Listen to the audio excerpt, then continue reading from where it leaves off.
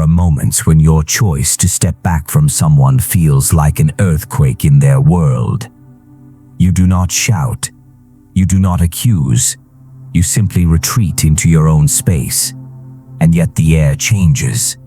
What you thought was a quiet decision becomes a storm inside them.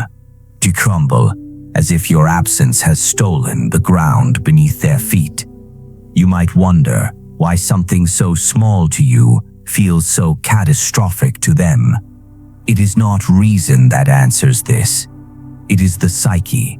In the unseen world of the unconscious, you are rarely just yourself. In many relationships, especially those shaped by unhealed wounds, you are given a role you did not choose. Without realizing it, you become a symbol, an image, a vessel for needs that were never met. They see you as the protector they never had, the nurturer they once longed for, the mirror that confirms their worth, the foundation that keeps their chaos from spilling over. And so when you walk away, it is not only your presence that disappears, it is the scaffolding that was holding their fragile structure together. Carl Jung observed that the human psyche cannot exist in a vacuum. It cannot bear the vastness of inner emptiness. And so it fills the void with projections, casting pieces of its own unmet needs onto those who enter its orbit. If they have never faced their own inner shadows, these projections are not just habits. They are survival. You may have been drawn into someone's life during a season when their inner world was trembling. Perhaps without a word, they shaped you into an anchor. Your steadiness gave them a rhythm. Your presence gave them a shape to lean against. But here is the weight of it. They were not relating to the real you. They were relating to what you represented. And that difference, that quiet truth, is what makes withdrawal feel like devastation. You may believe you are stepping away from a bond between equals, but for them, you are taking away the invisible lifeline they have been clinging to. The collapse they feel is not about your smile, or your voice, or even the warmth of your company. It is about the psychic role you played in keeping their fears contained. This is why some will accuse you of cruelty when you simply need rest. This is why guilt whispers at your back when you try to reclaim your solitude. Because in their story, you are not a person who needs space. You are a structure holding up the roof. And when you step away, the roof falls. To understand this, you must understand the nature of projections. They are not conscious choices. They are ancient, automatic patterns. They rise from the collective unconscious, those deep shared patterns of human experience that we inherit without knowing. An abandoned child inside them might see you as the parent they always dreamed of. A restless soul might see you as the guide they could never find. A heart afraid of its own darkness might hand you the role of carrying its shadow. And while these roles can feel flattering in the beginning, they are not love. They are dependency, dressed in the language of affection. When you are the projection, your boundaries are not seen as boundaries. They are seen as rejection. Your silence is not silence. It is punishment. Your absence is not a need for rest.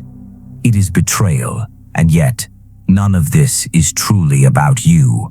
It is about the fault lines in their own inner world.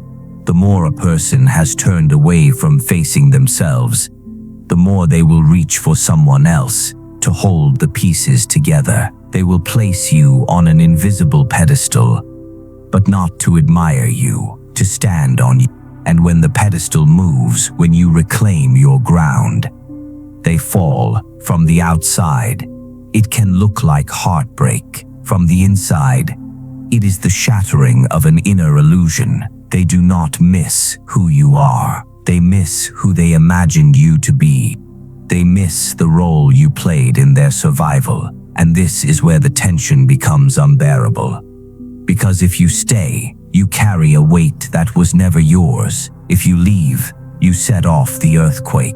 The path Jung spoke of, the one that leads toward becoming your truest self, demands that both people in the bond face their own shadows. It demands the courage to dismantle illusions, to see the other as they truly are, not as the savior, not as the missing half, but as another whole soul. Yet many resist this. It is easier to keep searching for the one who will hold the weight than to learn how to hold it alone. And so, when the person who has been their anchor steps back, the panic is not about losing love. It is about losing stability.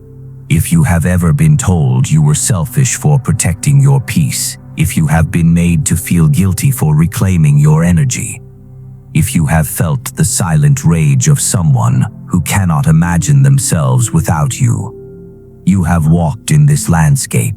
And here is the truth that sets you free. Their reaction is not proof of the depth of the bond. It is proof of the depth of the projection. This is where our journey begins.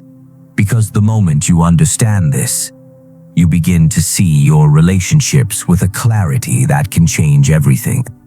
In the next part, we will step deeper into this inner terrain, where symbolic idealization meets the trembling fear of abandonment.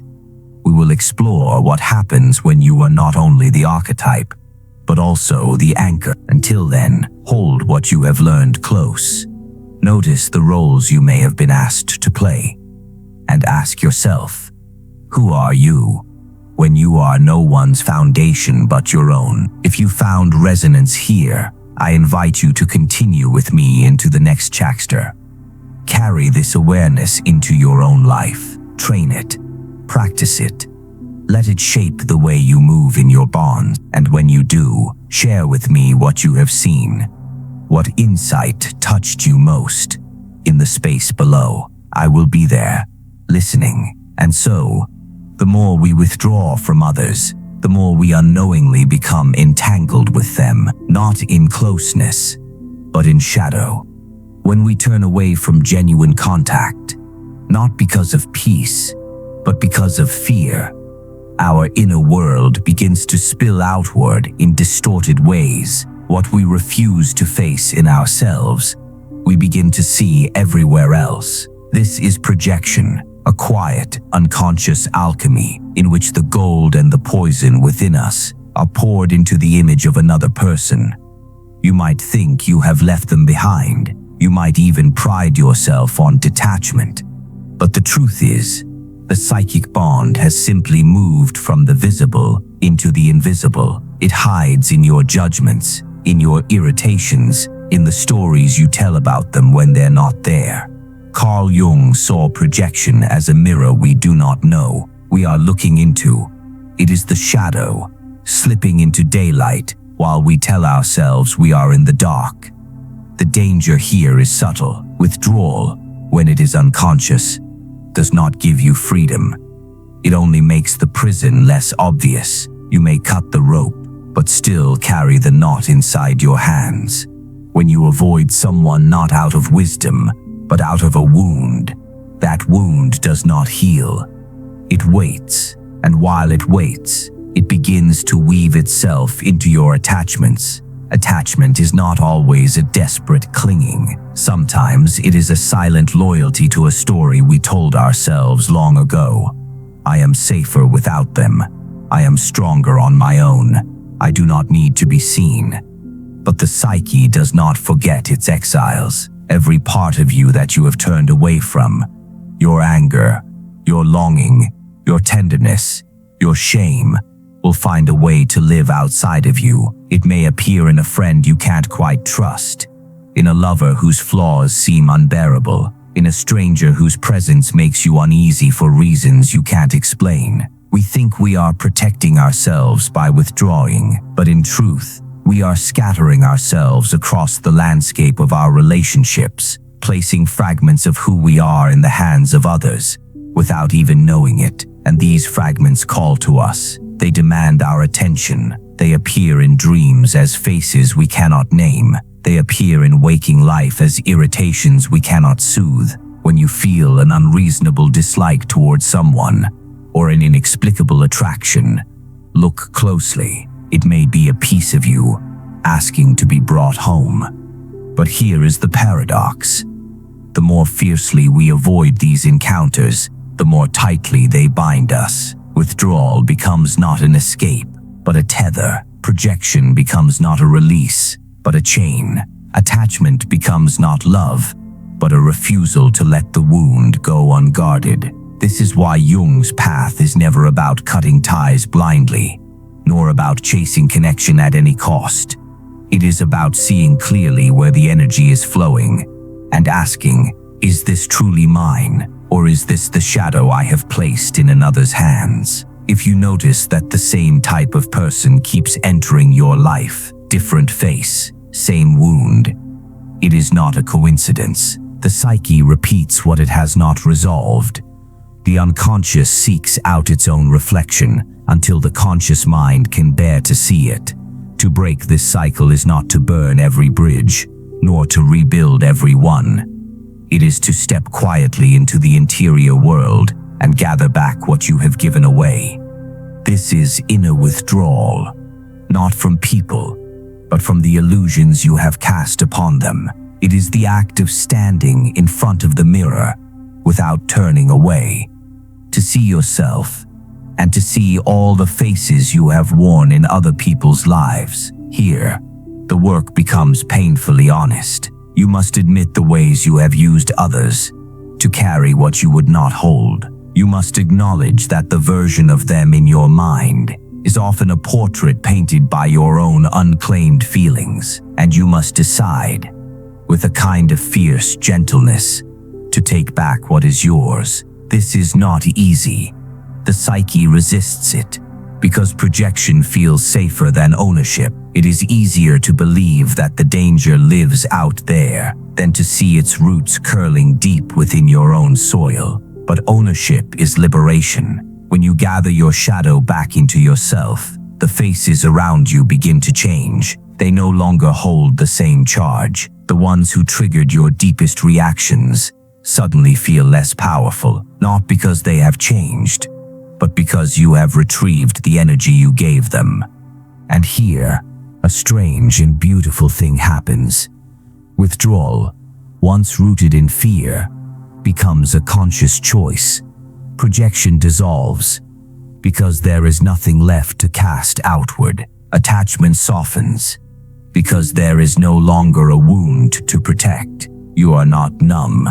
You are clear. You can stand near or far from another soul without losing yourself. This is what it means to be untangled, to be present without being possessed, to be alone without being abandoned, to be with another without being consumed. It is not the absence of feeling, but the presence of self. And so we begin to see withdrawal, projection, and attachment are not separate forces, but three faces of the same hidden bond, a bond that can either hold you prisoner or return you to yourself. The choice is made not once, but every moment you encounter a reflection of your own shadow in the eyes of another. When that moment comes, and it always comes, pause, step inside, call your energy home, and watch how the world changes when you are no longer scattered within it. There comes a moment when you see the thread, the one that has been weaving itself silently through every relationship you have ever had. It runs from childhood to this very moment. It binds your longings, your disappointments, your repeated choices, even your silences. And you realize it is not the people who change. It is the pattern that keeps returning because it lives in you. Carl Jung spoke of the psyche as a living organism. When a wound is ignored, it does not simply vanish. It waits, it adapts, it speaks through every bond you try to form. Withdrawal, projection, and attachment, they are not three separate forces. They are one cycle, shaped by your deepest, oldest truths. You withdraw to protect the wound. You project to disguise the wound. You attach to someone who reflects the wound. and so the dance repeats. It is not punishment, it is not cruelty, it is the psyche's desperate attempt to bring the unseen into the light. Each projection is an arrow, pointing not at them, but at you, at the place within you that is still waiting for your gaze. The ones you accuse, the ones you chase, the ones you abandon. All of them are mirrors. Some mirrors are gentle, others are violent, but each is showing you the exact shape of what you have not yet claimed.